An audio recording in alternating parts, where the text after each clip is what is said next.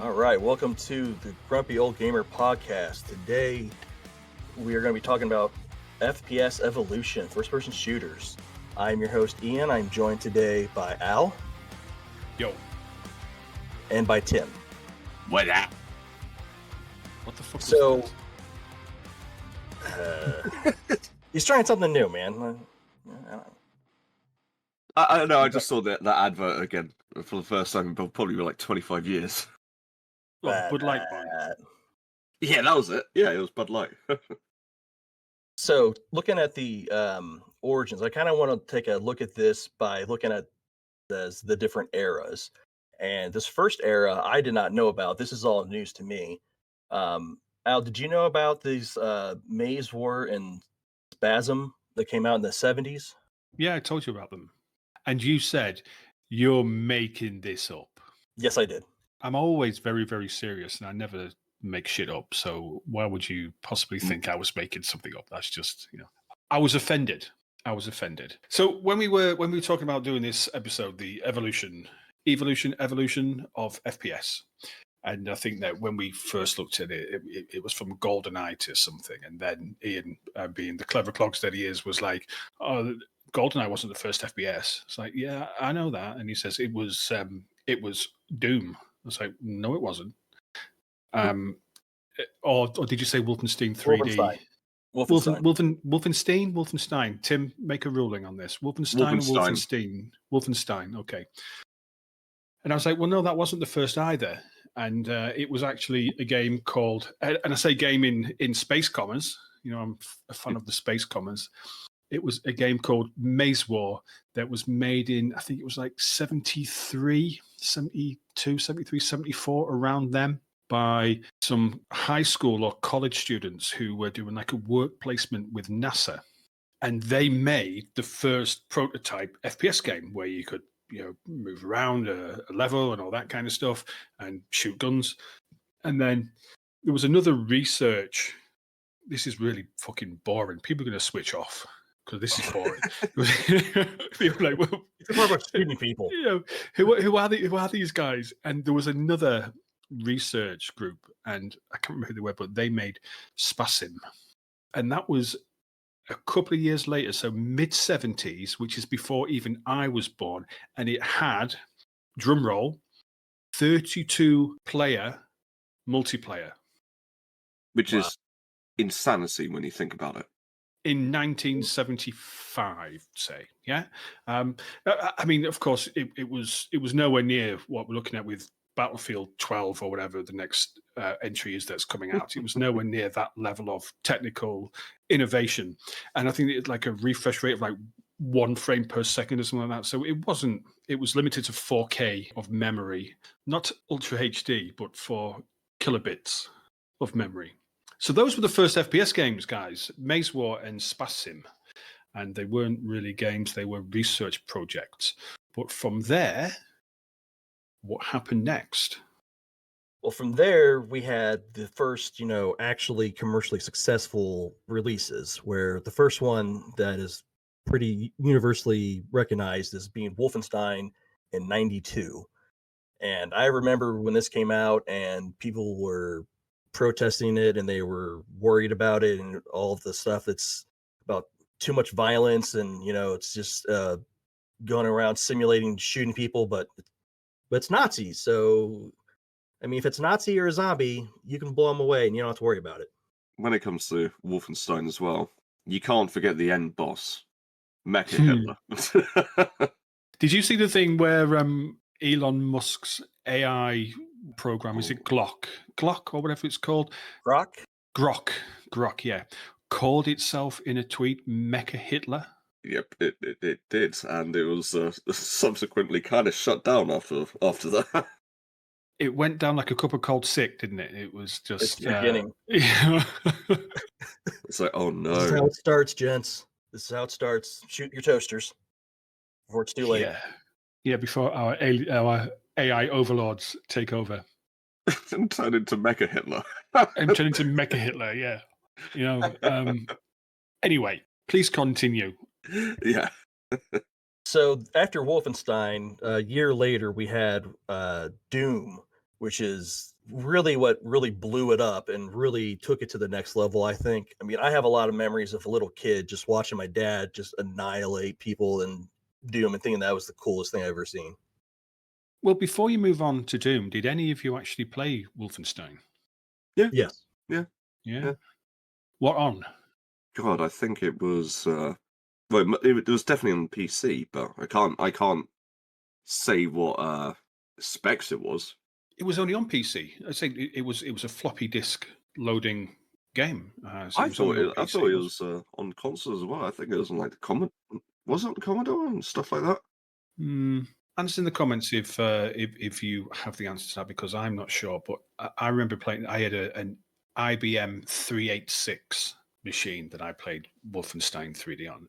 I know you want to rattle through all these old games, and there were some glorious games. We'll get into the whole ID software era with Wolfenstein and with Doom and with Quake and onwards and onwards. But this was a turning point in gaming, I think. Wolfenstein 3D in 1992 was a turning point, and I'm just really pleased that you've played it, because there's loads of people who would mention it and never did. I mean, that set the groundwork for Doom, which I'll allow Ian, the main host of this episode, to come on to now. That set the groundwork for Doom. Take it away, Ian. Sorry. Doom came out in 1993, and that's what really was like a cultural phenomenon. Like, it was massive. I believe it had 3.5 million sales, and it really blew up and really set the stage for all of the first-person shooters to follow. Not even counting the direct sequels to Doom, like Doom 2 or Doom: The Dark Ages. That's a bit of a jump, isn't it? Yeah, I was going to say, isn't that the latest? Yeah. It's all the same range, baby.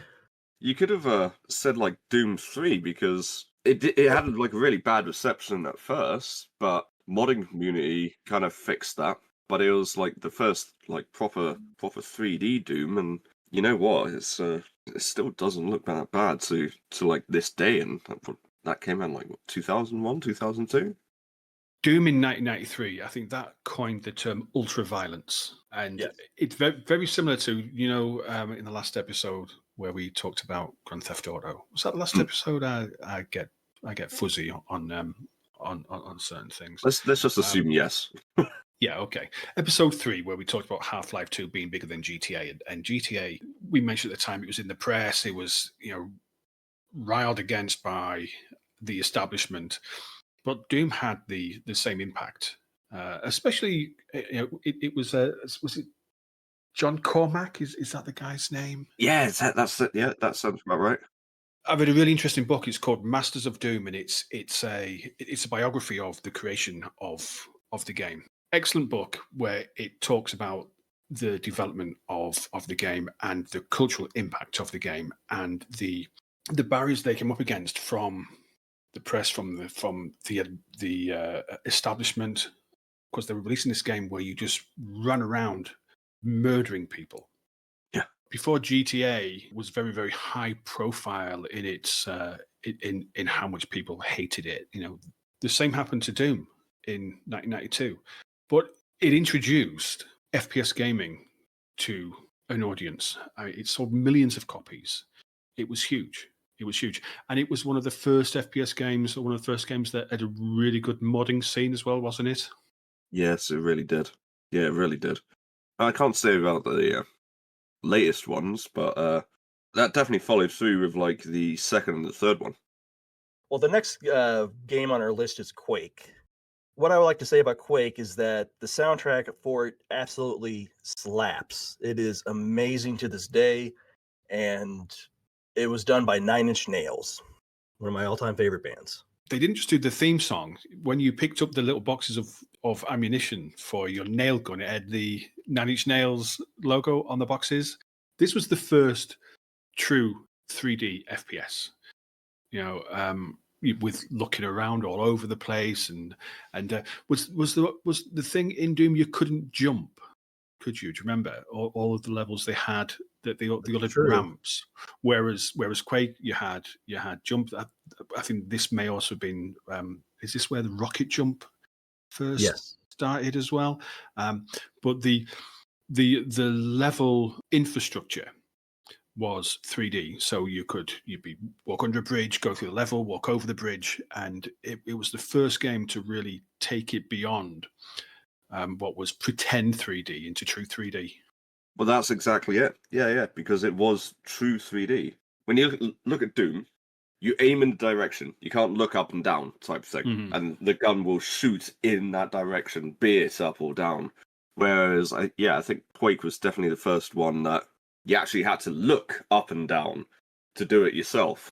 And that was it was groundbreaking. It was one of the first games that actually I thought was quite scary as well. You know, the ogres firing his, he had like a grenade launcher, and the wraith, you know, which was floating around, which is where, of course, the 3D free look came in. Doom was ultra violent, but it wasn't scary at all. Whereas I think Quake just took it up a notch. You're actually completely right there, Al. I've never really thought about it. There was something about Quake. First time playing it, Doom was just fun. I mean, I was quite young first time I played Doom. I thought shooting the barrels gave me health. It did the complete opposite. But in Quake, it was ominous. There was an ominous atmosphere. There was, and it leaned into the whole devil worshipping thing as well. You were going into hell, weren't you, essentially? Which, of course, would have upset a lot of people. All right, gents, do we have anything else for Quake, or do we want to move on to the next one? Only if it's Duke Nukem 3D. Shake it, baby. So I remember Quake and Duke Nukem came out about the same time, and you had to kind of choose which one you would play. And some of my friends were playing the Quake, but I was like, oh man, the Duke Nukem is just so funny, and it's so fun. I mean, there's a boss where you literally rip his head off and you take a dump down his hole. Yeah. And I think Duke Nukem actually says that, doesn't he, at the start of the boss fight? I'm going to rip your head off and shit down your neck. And then he does. And it is just perfect. It is just perfect. But it took every single pop culture reference or trope that there was in media at that time and just crammed it all into this all-American action hero. They're here for our chicks. Yeah, so when I was younger, I remember just going around playing the demo because there was no way in hell my parents were going to get me that game on the computer. But somehow, I think it came in like a DOS like demo or maybe 95, and shooting the pigs, and as a young boy, tits. They were everywhere.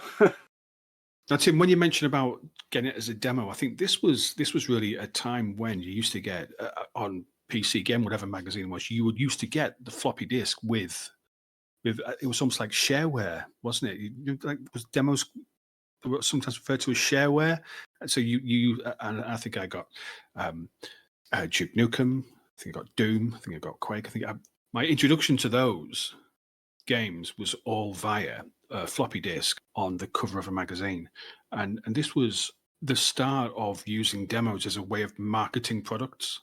Yeah, back then they referred to it as like shareware. I think in the long term that got like a bit of a dodgy term, but it was the most used like back in like the mid to early 90s, like for everything essentially. Yeah, and the shareware version of Duke Nukem only included like the first episode, like the first level. It was in the movie theater, wasn't it? Yep. And I know we're reminiscing, but we are grumpy old gamers, so just bear with us here, you know, because this is like a proper nostalgia trip down memory lane. It was all the secrets where there was cracks in walls and there was movie posters you could walk through into like different areas to find different weapons and things like that. But I think, and this is a hill I will die on, I think that I can't remember the name of the weapon. I know we talked about the gravity gun being one of the most iconic weapons in FPS history, but there was you would like it almost looked like fists and they fired mini rockets. Do you remember that gun from Duke Nukem? Just quickly before we move on, going back to Doom, the BFG, one of the most iconic things ever. Do you guys remember that movie Doom that came out with Carl Urban and The Rock? I have the movie poster on my wall. That was awesome at the time. No, it wasn't. It was awful at the time. But I do remember the FPS scene because that is kind of iconic. All right, and so the next game on our list is one that came out in '97. It's GoldenEye 007. I actually never really played this until it was out for a couple of years. Tim, did you ever have a chance to play GoldenEye growing up? Oh yeah. I think I brought this up in our Lanish episode, but yeah, we used to play that all the time. Obviously on the N64, and oh my god, so many great memories of like just playing GoldenEye. I would say, apart from Halo and maybe Perfect Dark, that is one of the most iconic FPSs that is console only. I never played it. You never played it? Never played GoldenEye, no. My console history went Mega Drive, Super Nintendo, Mega Drive. And then from there, it stopped. I became a PC gamer. So this is, I know we're talking about FPS games, but 96 was Red Alert, the first couple of games in the Total War series. 97 was Total Annihilation. I really fell into strategy games around that time. So I was a PC gamer through and through from the mid 90s. TIE Fighter. And I know we are going to do, probably in season 2, we're going to do an episode on Star Wars games, because I think we all love Star Wars and there's so many fantastic Star Wars games. And so that's going to be one of our episodes in season 2, if we get there, guys. But I was a massive PC gamer, and the Nintendo 64 completely passed me by. What an era for those kind of games. I know we're going to have an episode on it at some point, but what an era to be a PC gamer for those type of like genre. But I can see why it kind of flew under the radar, especially CNC and, well, you know my feelings on Total Annihilation. I know we talked about GoldenEye, or rather, you did in the last episode. But what was so good about GoldenEye? The film was fantastic, and I think it was like one of the first kind of like games that really nailed like the atmosphere of just 007 in general. But there had never really been, apart from say like Doom or something like that, there was Doom 64, and that was the only kind of like real FPS on consoles at that time. And GoldenEye kind of changed it. It was 3D. It was satisfying. It had really good like multiplayer. It was just a really good FPS for the time. It probably still is, but I bet it hasn't aged too well. It was the first FPS that was made exclusively for the console. Yes. So it was was it the first one that used like the did it use twin joysticks, or is that reserved for like the PlayStation era? The way that it happened on the N64, it only had like one thumbstick. It was a really weird controller when you look back now, but you could hold down like the right bumper and do free aim type thing. So when you was in free aim, you had to be static. So I take it you'd use your thumbstick to move, and then so you could only shoot when you were static. No. I mean, you could free shoot, but if you wanted to like accurately shoot, say a sniper rifle, then yes, then you kind of have to be static, I guess. As in, shooting when you were moving, it would just be straight ahead of you.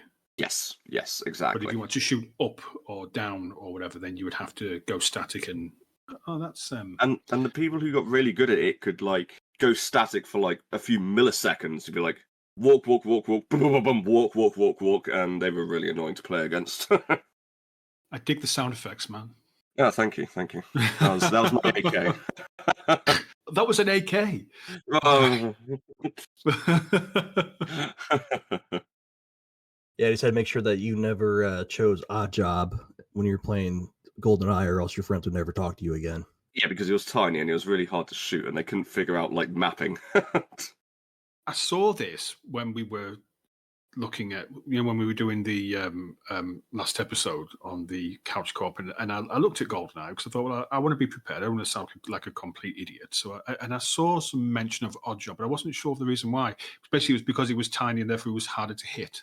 Yes, literally, it was a nightmare. Because he tended to be banned, wasn't he? On if you were together playing a game of GoldenEye co-op, because of no one's allowed to choose Oddjob. Yeah, otherwise you'll probably get something very quickly going towards your chin. Let's move on to the other high-profile console FPS that I never played. Halo. I'll take this one. So I played Halo a lot when it came out. And Halo was the first console that you would have your friend bring over his console and his controller and stuff and hook up to your TV and be like, why are we doing all this? And then you'd play and you'd be like, I need to get an Xbox. This is so much fun. And then you would start playing against each other, and it was just everything. It was just polished. It was great. I spent a lot of time playing the original. It was just iconic.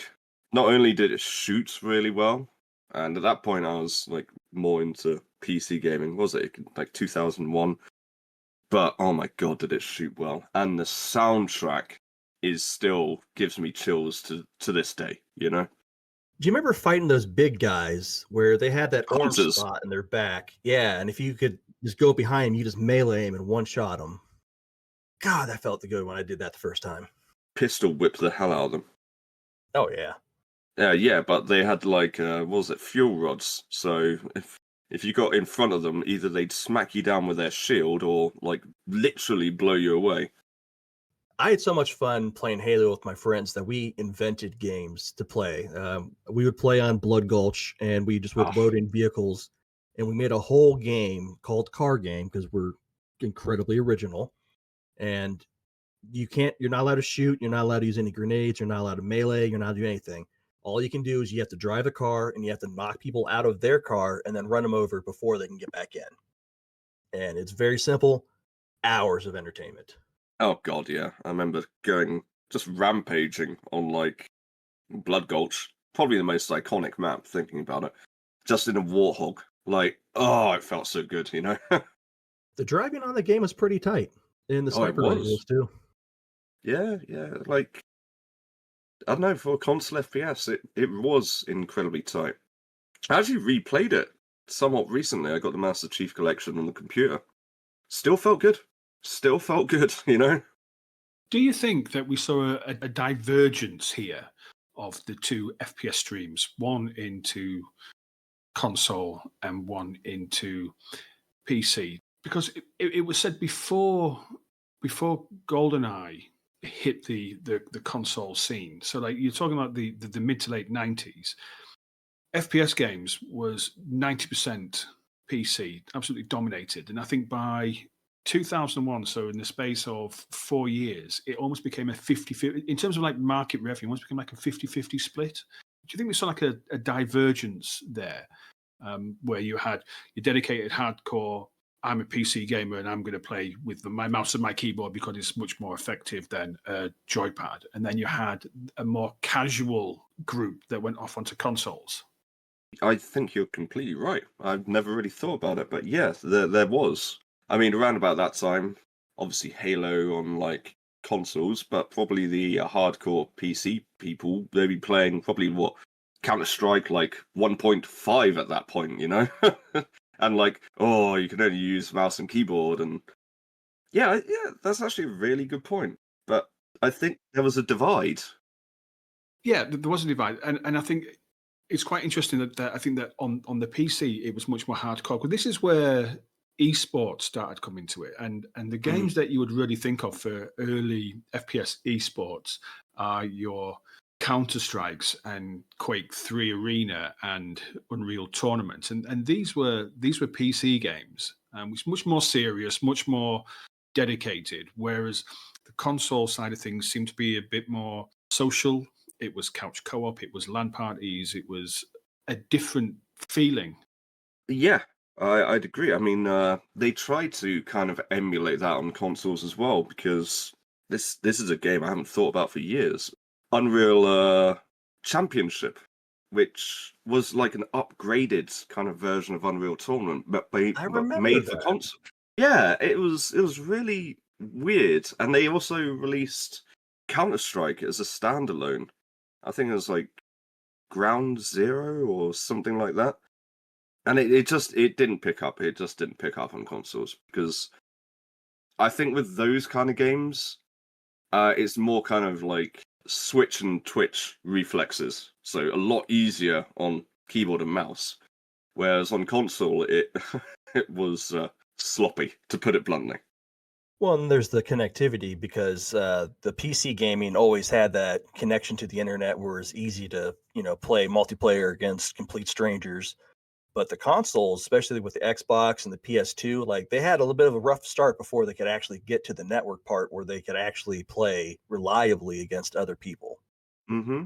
I mean, for Xbox, we talked about this in one of the other episodes, but it was really Halo 2 that kicked off Xbox Live, and they kind of nailed it. And people were trying to like catch up. It took them years to catch up. Essentially, it wasn't the same. It wasn't just like log on to GameSpy Arcade and get into a game straight away. So we were talking about the internet connection and how consoles took a minute to get caught up. I want to talk a little bit about Halo 2 because that was the first game that came out. It came out in 2004, and that was the first one that was like the Cadillac for playing online multiplayer. Everybody and their brother played it. Doesn't matter who you were, everybody was in it. God, I remember going to there was this internet cafe in like my hometown, and they just had like setups of like Xboxes. Just the whole second store, like a second story, sorry, was Xboxes all connected to Live, and it was purely for Halo 2. This is around about the time I was like, can I get Xbox Live? Just for Halo 2. Yeah, that was the game changer. That was literally a game changer, especially for like console FPSs and console like connectivity online. Did you end up playing any of the Call of Duties? Now, I don't know if you guys remember, but the Call of Duties used to be very strictly World War II or older wars. They had the Korean War one, they had a Vietnam one, they had all sorts of different ones, but it was all took place in the past. And then in 2007, they came out with Call of Duty Modern Warfare, and I think that kind of changed the trajectory of the Call of Duty franchise. And I think it kind of introduced a lot of people to the commercial side of that. I could probably log off now. This era of gaming that you're talking about, I'll tell you the ones that I played. I played Battlefield 1942 for a little bit, and I died frequently and stopped. I played Unreal Tournament 2004, which came out in 2004, and and like Capture the Flag. I mean, that was a mode, and there was vehicles, and I think they probably aped a lot of from what you've described. Aped a lot of Halo's mechanics in Unreal Tournament 2004. I played a bit of that. I just wasn't very good because I didn't have the reflexes to keep up with the other people. And Medal of Honor. Medal of Honor Allied Assault with probably one of and you may agree, but probably one of the best opening levels of any computer game was the storming of the beach in D-Day in Medal of Honor Allied Assault. And that really was the end until we get to Half-Life. I'm so glad they brought up Medal of Honor, because I was like, how are we looking over Medal of Honor, especially Allied Assault? That scene, I think, was actually done by Spielberg. Yeah, I read that. Yeah, from like obviously he just Saving Private Ryan. Yeah, Saving Private Ryan a few years ago. But yeah, that's a game, and I used to play that online a lot. That was a good game online. That and Call of Duty 2, like actual Call of Duty 2, which was the World War II one. But that I think that had more of like the Russian campaign. I miss that era of gaming. We need to go back to World War II games. That was a strange thing where, like, for a while, it was like you had the shooters were either World War II or they were like space or demons or magic or some kind of weird shit going on. Just to go back to just Battlefield 1942. Like, all of those games were bangers, really good games. I remember playing 1942 back to PC Gamer. It came out with a demo of it, and it was just the multiplayer map. Something Islands, but it was just that map on the demo multiplayer. And to be honest, you didn't even need to buy the game. It was just so good. You could just play that over and over, and it was fantastic. There's another game that came out around that time, 2008, that I never played, but it was very influential. I'm talking about Left 4 Dead. I don't want to retread old ground like you did by droning on about Halo again for another episode. I mean, we covered it 2 weeks ago, man. Where you beat up your sister's friend because whatever, blah blah blah blah blah. It's all bollocks, right? I don't want to cover all ground, but you cannot, and I refuse to accept it. And I'll log off, right? I'll log off. You cannot bring up Left 4 Dead without first mentioning Half-Life and Half-Life 2, because this is the evolution of FPS, and this is a Valve game, Half-Life 2, and then you got Left 4 Dead. But I know we covered Half-Life 2 in great detail 2 episodes ago. Honorable mention to Half-Life 2. Actually, do you know what? Not an honorable mention, because this was where FPS gaming proved that it didn't have to be multiplayer. It didn't have to be competitive. It was a case of there was this huge scene of online competitive multiplayer games, and then there was Valve have said, let's make a story, and it was exceptional. So let's not gloss over the single player, because I'm a single player. I don't like playing with other people. Let's not gloss over Half-Life 2, please.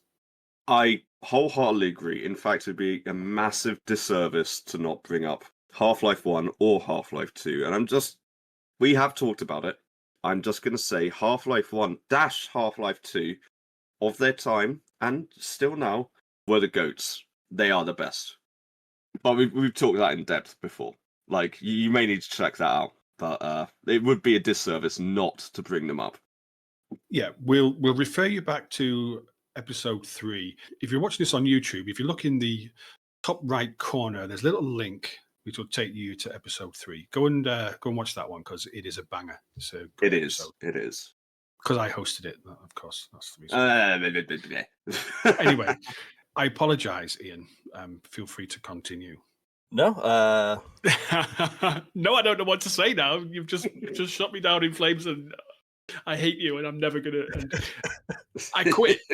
Fuck you. I'm taking my Xbox and I'm going home. I'm gonna play Halo 2. Oh no, Xbox Live doesn't work anymore.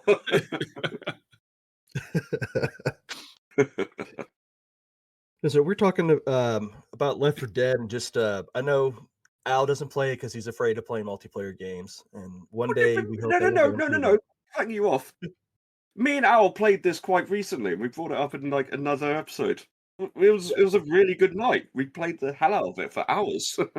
And the difference is, it isn't. I know there was a competitive mode, but it is a co-op shooter. It's a cooperative shooter, and that removes all of the dread that I get from multiplayer gaming, where I know I'm going to be crap, because I know that I'm still going to be crap, but the other 3 people that I'm playing with, if there's 4 of us, are going to assist me in getting through this level and having a wonderful gaming experience. So I loved Left 4 Dead. Sorry to hijack you. There is a massive difference between multiplayer and co-op. Like, not competitive, but, well, literally co-op. And sometimes you'll get that lovely person who is, for some reason, better than everybody else and just carries the entire time. There's an important thing that we need to bring up here, if we're talking about FPS, and that is, I'll preface this by saying that I don't play them because I don't like multiplayer games. But you have, at the moment, you've got 2 behemoths. You've got the Call of Duty franchise. They're enormous franchises. You've got the Call of Duty franchise, and you've got the Battlefield franchise. And these must make up 90% of all FPS games which are sold today. And you know, I know that they're very different, and I think that Tim, as our resident expert, will probably be able to give me a breakdown of the differences between the two franchises. They are huge, and I don't think you can have an FPS episode without talking about COD and Battlefield. I'm not going to lie, I'm not the biggest COD fan, but I did get the recent one. It was a lovely Christmas present, and I only play it hardcore.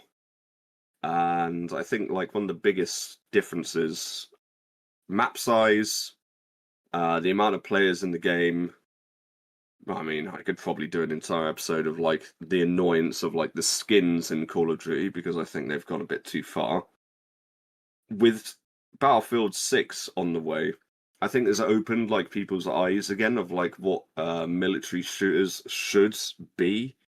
I loved it. You know my opinion when I was playing the beta. I adored it, and it's all about size, vehicles. Call of Duty tried to do it for a little bit.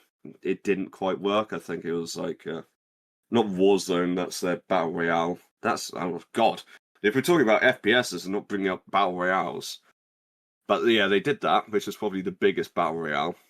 I like sit down and realistic FPSs, be it single player or multiplayer. Another groundbreaking one that we haven't brought up is Armor. That series skyrocketed. I think that when you talk about Call of Duty, I think from what I've seen, it's a much more fast-paced arcade style sort of experience, and it's almost like an annual. I mean, what we on to Call of Duty 37 or something now. It's fucking ridiculous. There's like a at least an annual release schedule. They must put out another Call of Duty game every year, otherwise, I don't know, the world will end or something. Whereas Battlefield is a much more bigger maps, much more larger scale, more tactical experience. That you brought up a pet peeve. The last one I actually got was Modern Warfare 2. And the reason I brought it, and just as a premise, the last one that I own, I just got as a Christmas present, like, so I didn't buy it. But Modern Warfare 2 said that they would stop doing the annual releases type thing. And I was like, okay, cool. Maybe they're going down a good route because I can't stand annual releases. It's not FIFA, and what are you really going to change? And then they took it back, and what should have been DLC we're just going to make this into the next game. And I was like, I've lost all faith now. Like I can't stand that, you know? It takes us back to episode 1. Gaming is shit now, right? And I think that the Call of Duty franchise, and if you're a COD fan, I don't care, fuck off. The Call of Duty franchise embodies that entire line of thinking. Gaming is shit now. It's microtransaction heavy. You're buying skins all the time. They have this annual release schedule where they must put out another game with insignificant changes, very tiny changes between the versions. And at least with Battlefield, it takes longer. There's more, and I'm sure that there'll be microtransactions and shit in that as well. I'm sure there will be, but it's not going to be done to the extent that Call of Duty is done. It makes me feel a bit queasy when I see this whole attitude to just taking every penny from gamers. Oh, you must have this skin, you must have that skin. It's like, give us a game that we can play. I don't want to have a pink gun or new boots or whatever. I just want a solid gaming experience. Completely right. Completely right. And I think as well, with that being said, it takes away the experience of playing the FPS. I quite enjoy the gunplay in the last Call of Duty. I think it was Black Ops 6. What I really want is an option to turn off other players' skins. I don't want to be playing like what they consider to be like a military game. And I see Beavis and Butthead and like American Dad and all this other crap, and it's like it puts me off and it makes me not want to play it. I think this is why Battlefield 6 has got all the hype that it's got, because they said we're not going to do silly skins.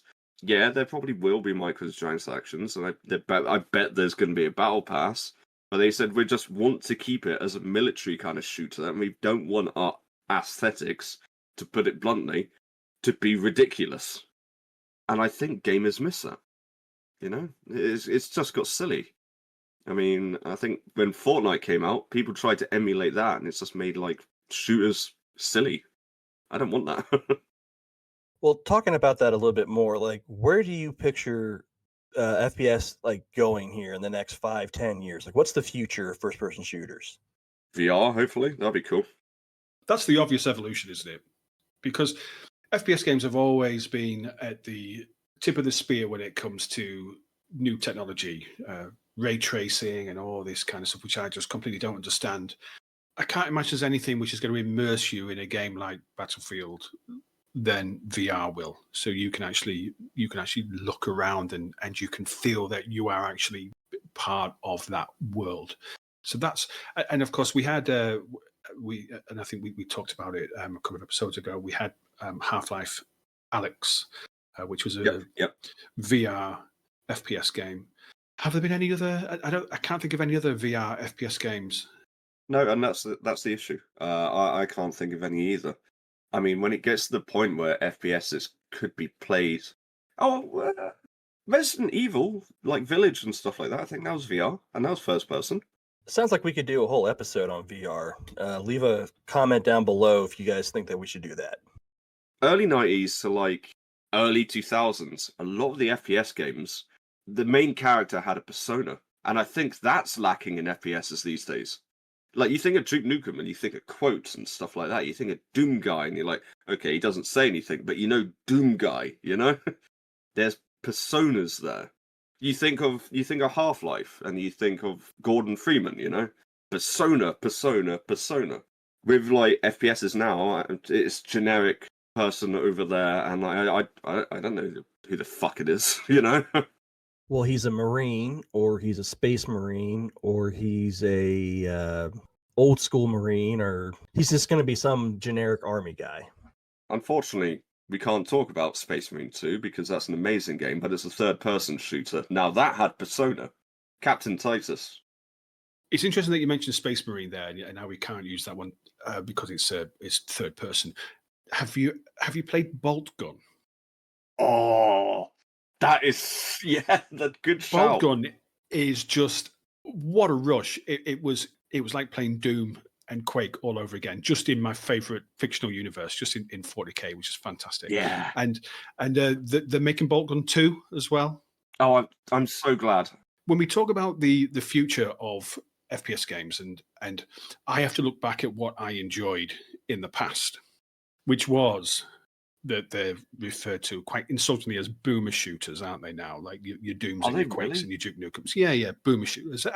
And Bolt Gun is called a boomer shooter because it's the pixelated graphics and all this kind of stuff. But it's a single person, a single player experience, a glorious blowing shit up and bodies exploding and blood and guts and body parts all over the place. And I want to see more of that. I want to see single player FPS games, which are story games. Like I've been playing Doom 2016 recently. I got it on the Steam sale, and I don't know whether there is a multiplayer component because I've never looked, but it's a single player campaign. You get to play through this story and you get to enjoy being part of this story. And this is the glory of gaming, is that you're not just sitting watching a story unfold, you're actually taking part in it. You are hand in hand with an author writing the book. They set the scene and then you write the story. I want to see more of that. Doom 2016 is a perfect example of just going back to the old trope of like, you're just playing the guy, he doesn't say anything, instead of saying something, he'll punch something or something like that, and it's like, I've missed this, you know? I've missed this. And it has the finishing moves, doesn't it? It reminded me of Space Marine 2, where you can do the almost like the fatalities. It has the same sort of thing. You stun them, they run up, and you do all sorts of, like, pull people's arms off and smash with their arms, all this kind of stuff. And it's gloriously violent, and it's such popcorn. You know, it's fantastic. So I want to see more of that in the future of FPS games. So I guess I'm really not talking about what I expect to see. I'm talking about what I want to see, and I'm sure that there's many grumpy old gamers like me who want to see this as well. You want to have an experience. I want to enjoy being part of a story. But what I want to be able to do is play it cooperatively.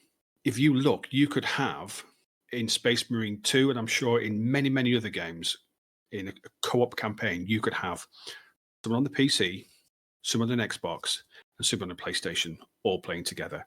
I want to see this cross-platform situation, and I think we'll we'll talk about this, I think, when we talk about the death of the console, which is our next episode.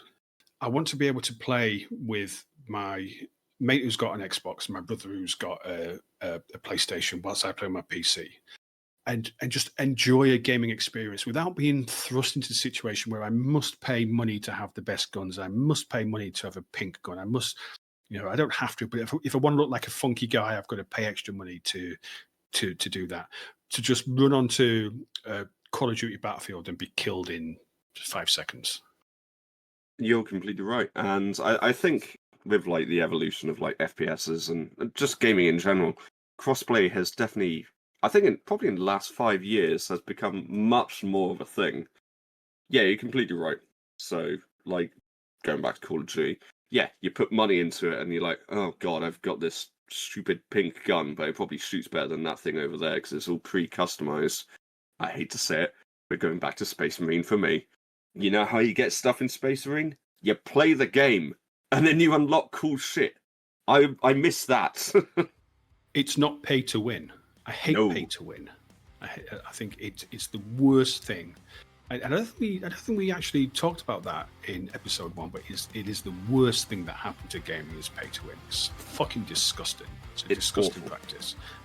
But what I wanted to ask is, if you're listening to this and you're thinking, Al's dead right, I want to see more games of this, or even better, if you're listening to this and you're thinking, I've got a great game that Al might enjoy because it's co-op and it's cross-platform and it's a story that you can play through, then please come to our Discord and tell us, because I'll play that with you. I'll play the shit out of that with you.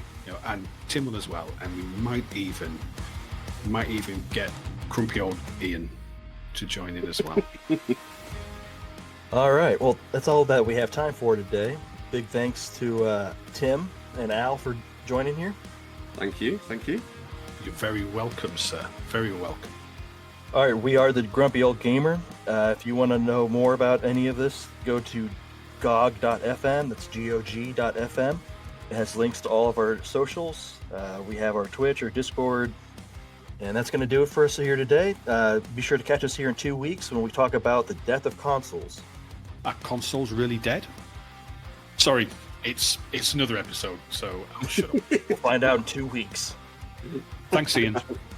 Yeah, cheers, mate. Thanks.